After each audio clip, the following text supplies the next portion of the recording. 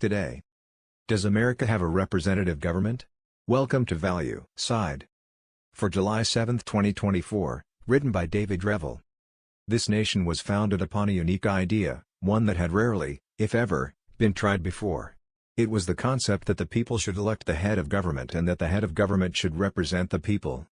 We say it every day, so often that it becomes a mere recitation: we have a representative government, but we rarely, if ever, think about it.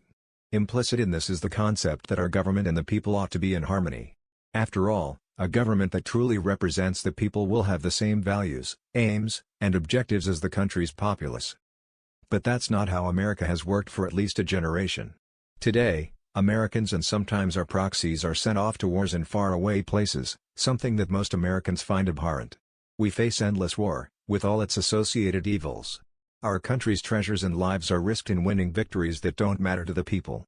Whatever you can say about these wars, whether they were justified or not, the fact remains that these were not wars that the American people voted for. We've never elected a representative that said, "I'm going to take you to war." We always elected representatives that say, "I'm going to make peace." And then they take us to war. The current occupant of the White House is a classic example.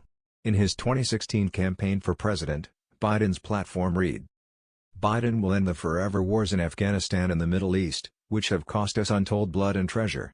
As he has long argued, Biden will bring the vast majority of our troops home from Afghanistan and narrowly focus our mission on Al-Qaeda and ISIS. And he will end our support for the Saudi-led war in Yemen.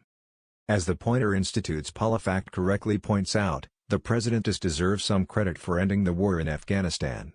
However, the recklessness of our withdrawal created unnecessary havoc and degradation for those left behind, as they fell, once again, under the brutal rule of the Taliban.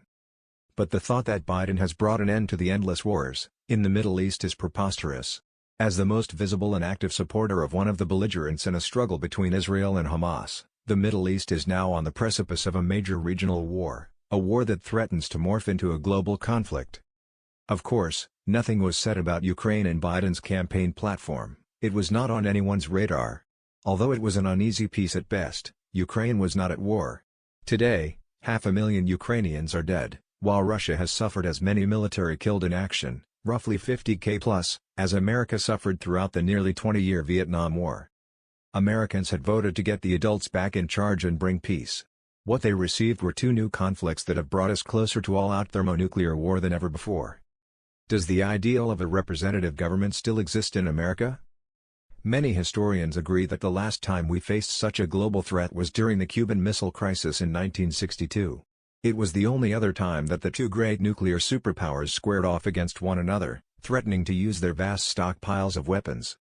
Fortunately for America, the Soviet Union, and the world, the Cuban crisis was resolved peacefully, with ultimately no shots fired. Thus, this crisis should prove a model of cooperative resolution between these two countries.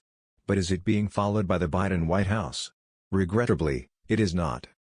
Recognizing that he was the representative of the people, President Kennedy took to the television airwaves to report to them on the current status of an unfolding geopolitical standoff.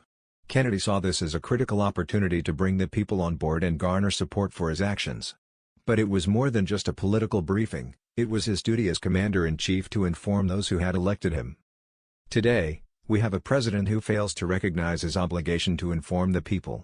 There has been no President Biden address from the Oval Office presenting an outline of America's objectives in either the Ukraine or Gaza conflict. Kennedy prepared the country for the various consequences of a potential Soviet/US conflict.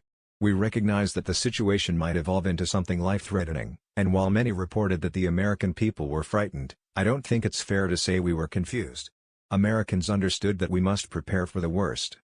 During the Cuban crisis, many began putting away additional food and supplies. A boom in fallout shelter construction began and would go on for many years. Public shelters were designed and built, with locations clearly marked. Overall, the nation had an extensive civil defense structure that was available and prepared for any eventuality. Unfortunately, over the years, those shelters have been abandoned. The cynics among us pooh-poohed the idea of preparing for war. Today, only the mega-wealthy build massive shelters, designed only for themselves and their families, while the average man and woman are expected to survive on their own. The concept of community-wide shelter and provisions is not even suggested. On the other hand, It is reported that Russia has built extensive community shelters and stands ready for any attack on the Russian homeland. It is estimated that virtually all Russians living in a major city will be able to find shelter should an attack occur. Americans have proven resilient, capable, and able to withstand tremendous deprivation. We have withstood war, famine, and plague. We can do it again, but only if that partnership between our representatives and we, the people, is re-established. Don't gaslight us by saying we have nothing to fear. We recognize that there are at least two conflicts, Ukraine and Gaza, with now a third, Taiwan, that could, at any time, bring death and destruction to America's homeland. In today's world, we know that we have to prepare for any eventuality. What we need are American leaders who keep us informed about the risks, not just the rewards, of these endless wars. And that's the value side for July 7, 2024.